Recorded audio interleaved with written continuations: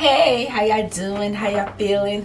My chair making noise. I know some of y'all probably like, why is that? What's that noise? My chair makes a lot of noise. I have a pillow behind me because I need the support, for my back. So, yeah, I need the support. All right, so I'm gonna be reacting to top 10 things you didn't know the UK invented. Okay, I like these type of videos. Like I said, I learn every single day. I mention this a lot. I like to learn. Okay, I like to learn about other countries. So this should be fun. So let's just get straight to the video. Number 10, chocolate bar. Before Mars bars, Dairy Milk, Twix, Twirl or Toffee Crisp came Fry's chocolate cream, predated only by bittersweet treats, including an innovative 1847 effort by Joseph Fry himself. Chocolate cream was the first bar to be widely distributed, hitting shelves in 1866. Make the moment last with Fry's chocolate cream. Dairy-free with a fondant centre, the idea quickly caught on, with a certain John Cadbury starting mass production soon afterwards. Then came Henry Nestle, Rudolph Lindt and Milton S. Hershey. Chocolate? Number 9, Y'all know I love me some chocolate. I know some of y'all know already. I love chocolate. I think I got it from my great-grandmother. My great-grandmother, rest her soul, she loves some, her favorite was Kisses. Kisses chocolate, the one that's, the chocolate that's wrapped up in the little foil paper. Like, she always sent me to the store to buy those. She loved those. That was her, favorite. Here's one to write home about. The heady history of the postage stamp boasts a series of major players, with most of the significant changes happening in London. Ah, yes. There it is, the penny black. Sir Rowland Hill is widely credited with creating the self-adhesive item we take for granted today, as well as a regulated cost system introduced. I don't mean to stop the video, but I have tons and tons and tons of old stamps. It was given it to me by someone had passed it on to that person, and they gave me like 2 albums of old stamps. They're like stamps from all over the world, even in England. It has what's her name? Queen Elizabeth and some other people. Yeah, it's a lot of these people I don't really know.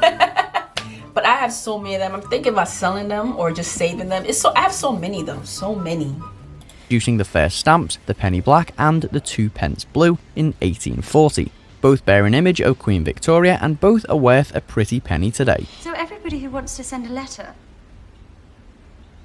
will have to lick my face. Number 8, Viagra. What's the matter? Basically, yeah. What's the matter?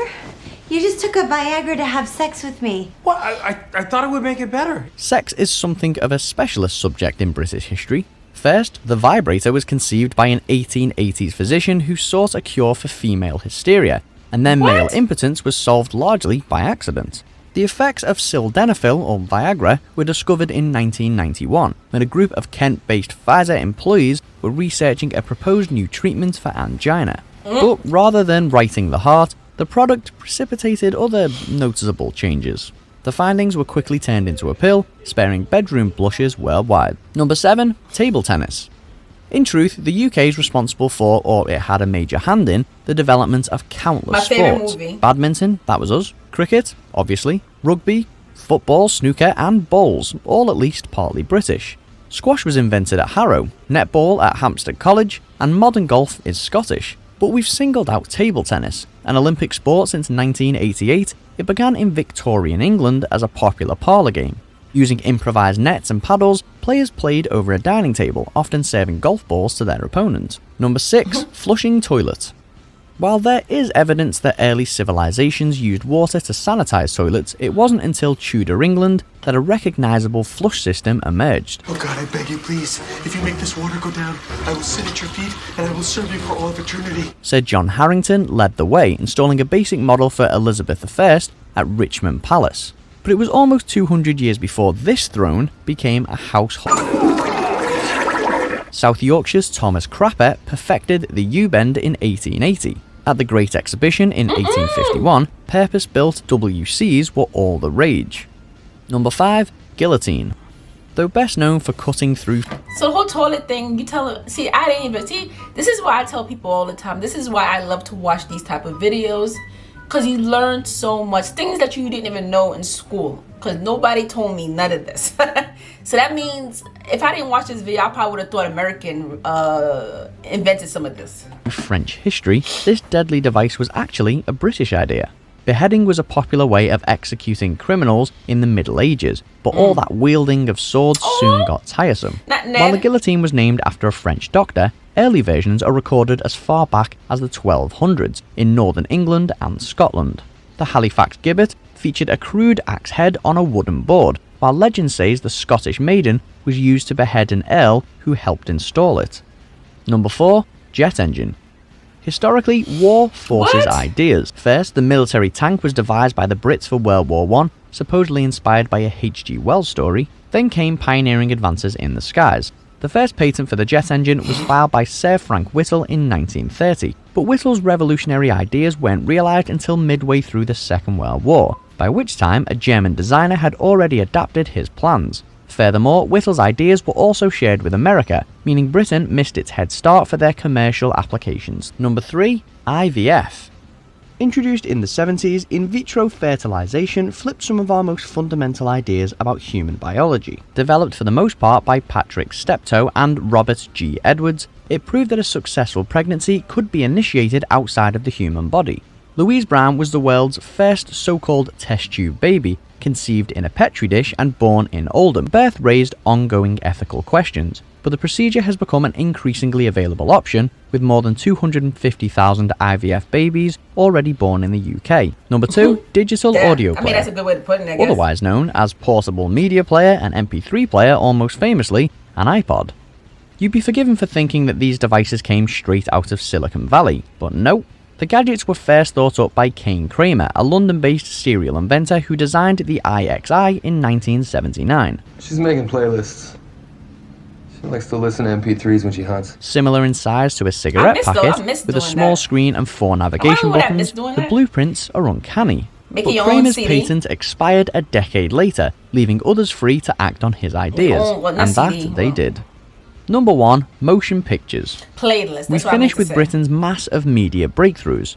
Thomas Wedgwood, son of the pottery pioneer, experimented with early attempts at photography, while the Scotsman, John Logie Baird, was the first to demonstrate TV. But Edward Muybridge takes top spot, thanks to his modestly named 1870s study, A Horse in Motion.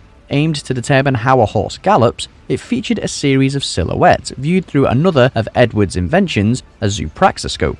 That was an early film projector, and the study was a precursor for motion pictures and the movie industry. Wow. Yeah, do you agree with this? Comment below, let me know if you agree with this, okay? Because there are going to be some people going to be like, no, we invented it. No, we invented it. Because I always wanted to know, do people, like, how do we even know this person invented it? You know what I'm saying? Like, I watched videos about countries that invent certain things. Things that I didn't even know. Like, you'd be surprised. Like when I was going to school, they never told us like this country invented this or that country. I'm quite sure a lot of countries they don't do that. They don't share that information about other countries invented certain things. You know, they only talk about the people who was born and raised in their country, stuff that they invent. So yeah, we was only taught about the inventors, people who invent stuff, you know, yeah. But anyway, let me know how you feel about this. Is there anything else you want to add? Because I'm quite sure there's other stuff you want to add. This is the top 10. I'm quite sure there's more. Make sure you subscribe to my channel and check these videos out. And I will see you lovely people. Take care. Peace.